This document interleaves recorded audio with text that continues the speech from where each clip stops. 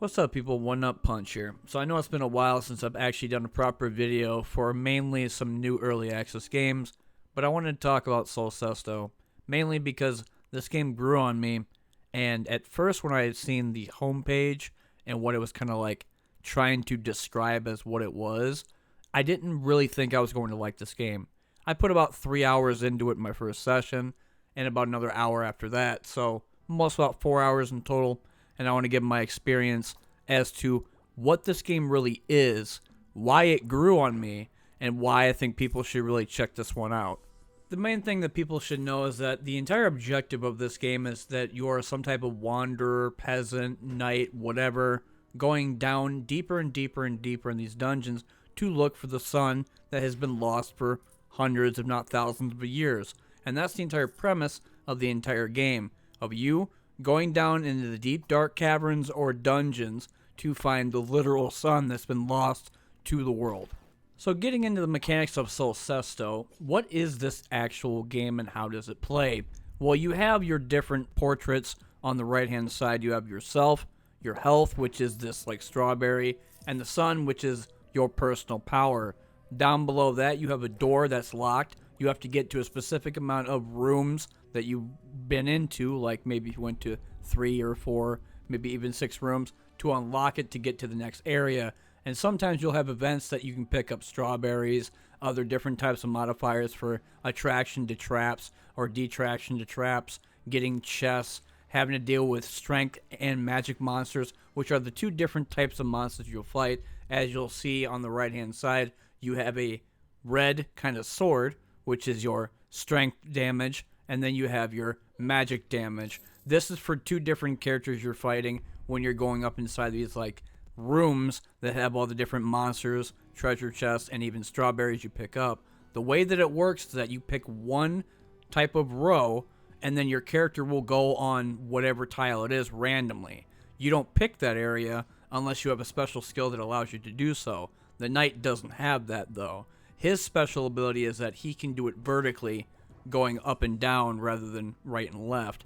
Well, another power for the warrior is that if you actually activate that person when you're playing them, which I think they have 8 health for their max HP, they can choose to go up and down but a single tile, not a full 4 tile as you would see with the knight. The other thing I forgot to mention was the peasant, because he's the default character you play before you could actually unlock the warrior and the knight, and he doesn't have an actual sun or power ability. He's just a normal everyday guy that was basically volunteered by his village to go out and save it by traveling down in the dungeon to find the sun. And all he has is a pitchfork, and he's scared, and he doesn't really have anything else. But having 1 damage to strength and magic creatures might work out if they're low level. Most of the time I get pigs that are 3 health. And basically the way that it works is that if you have a creature that's higher attack than you do, you take that extra as damage. So let's say, for example, I attack one of these rabbits that are like purple and red. If they have 3 HP and I have 2 attack damage, that 1 additional will be damage to me. But if I have a creature that's under the 2 damage that I have for the strength, which is the red, or the magic, which is the blue damage, then they go down and I take no damage whatsoever. It only happens if it's above the number that you currently have for your attack. That is for blue and red, unless they have a special ability that allows them to take reflect damage, or you get hurt somehow, or maybe even you just instantly die. Like, for example, if you get poisoned 3 times, that's an insta-dead the 4th time you do it. Same thing if you get hit by another creature that has way higher damage than you do. They can instantly take you down and it'll show you a skull. Other times it'll show you minus like 3 or whatever type of damage you're going to be receiving if you decide to attack that creature, if the percentage is high enough. Because at the end of the day, you're not going to pick a room that you're trying to traverse inside these dungeons. It's all completely random. And even though percentage chance might go up from 20, 30, 40, maybe even to 80% chance, doesn't necessarily mean you're guaranteed to get into that room with the higher chance of the percentage trying to get inside there, getting a chest, strawberry, unlocking some more gold, or even fighting a creature that would be less damaging than you. The thing is that though this game is mostly RNG and that based off luck, as it says, you're trying to master luck, you're going off a percentage of something that might be higher to get rather than something that's going to hurt you more. For example, when you see those spikes, it's 2 spikes, which is 33% chance, as opposed to hitting maybe the slime, or like going for something else as 4 slime, or maybe even 3 with like a chicken, or like a different type of other pig. And when you go into these boss fights, you're trying to stay out of the range that this thing can eat you. If you go into that other like box area that's purple, you have to get out of there by going up or down. He can't get you instantly, but if you stay there for too long, he will bite you and instantly take you out. The run would end and you have to restart over. When you beat him, you have to do him 2 times. The first time is that he tries to block the door away by grabbing you, and then the second time he puts his hand there, you chop him, and then you're able to proceed beating that boss and going to the next level, as I'm showing you right here.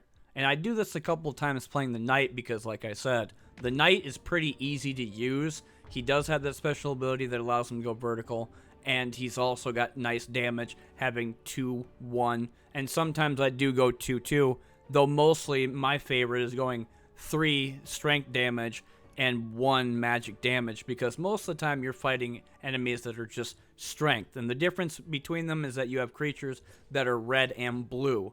The blue is for the magic damage, as I said before. The red is for strength damage. And these monsters are different ones, from bees to slimes to old men books to pigs to even these like type of weird creatures.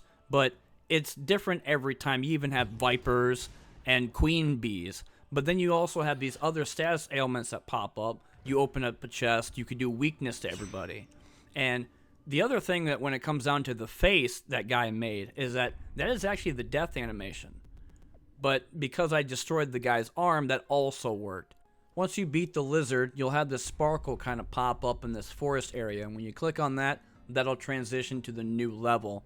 And then you can continue on after that. And it progressively gets harder the more you go deeper and deeper and deeper, having to fight vipers, eggs, some of this poison like mushroom stuff that if you hit a couple times, you're gone. Even if you hit it again, it instantly takes you out. And then having to deal with the spiky characters that if you do attack them, they do reflect damage. So there's always different characters to fight. But when you do lose the game, it is a roguelike. So you're able to unlock new things, from new teeth, which is essentially this modifier you see on the left-hand side when I'm in combat. You also have the unlock of different characters. The 3 I have currently is the knight, the warrior, and the peasant. I do not know the other 3, even though I had about 4 hours in the game. And they have their own different stats, items that they go with, and exactly what they do. But the game progressively got more and more in depth the more I kept playing it and going into the harder levels, going down to 37, 38, 40, and continuing on to the secondary boss and fighting that thing, and even going off and finding new items I never really discovered, like the big bomb, which on the left-hand side, I talked about the right-hand side with the strawberries and your power. On the left-hand side, you have teeth, and then the eyeballs. The eyeballs are actually what will tell you what enemies do for the initiation, what their damages are, what their modifiers are for the different types of stuff you get, which is the teeth on the bottom, and that's from picking up from the gargoyle teeth. And that'll give you attractiveness to chest, being able to get max HP gain, having more damage, having subtraction to having monsters fight against you, or tougher enemies to deal with. There's different ones, but you can basically do the whole thing of teeth right there on that side. Then you have the arms. These are actually your personal items that you can store, and that goes all the way down to 6. And you could have bubbles that can protect you from damage. You have ice cubes that can weaken enemy units that are adjacent to you. You have bombs that blow up randomly, that's 4 units in a single row, or maybe even ones that are 4 rows altogether. There's different ones. But the main ones that I've been using are the bombs and the ones that give me my sun power. As I said earlier, when it came down to the gargoyle, this is the guy that gives you different teeth. And they can have different modifiers and buffs, being able to have attractiveness to strawberries, which give you a higher chance of strawberries popping up, or having chests pop up and give you 2 weakness to all the enemy units that you fight, allowing you to basically destroy those units with ease, not having to worry about weakening them or trying to take them on and lose some health. In short, before the video ends, my take on this game is that it grew on me so much to a point that I'm fascinated with it and almost addicted.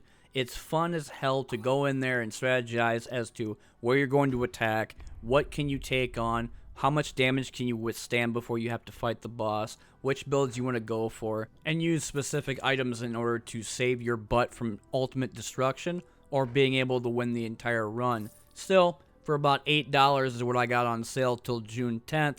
You can get it also, but the full asking price for Sol Cesto is $12, and I still think it's absolutely worth checking out. That being said, I've been One Nut Punch, and this has been the Sol Cesto video. I wanted to talk about this because, to be honest, I did get the same vibes as I played Inkle Naughty, and it looked completely different than any of the game I played beforehand. But go ahead and check it out. The sale ends June 10th, and I've been One Nut Punch. Thanks for watching as per usual, and sorry I've been kind of late. I know the last video I did was Haven Dock and didn't work out because it was kind of crappy. But anyway, thanks for watching, and I'll see you in the next one.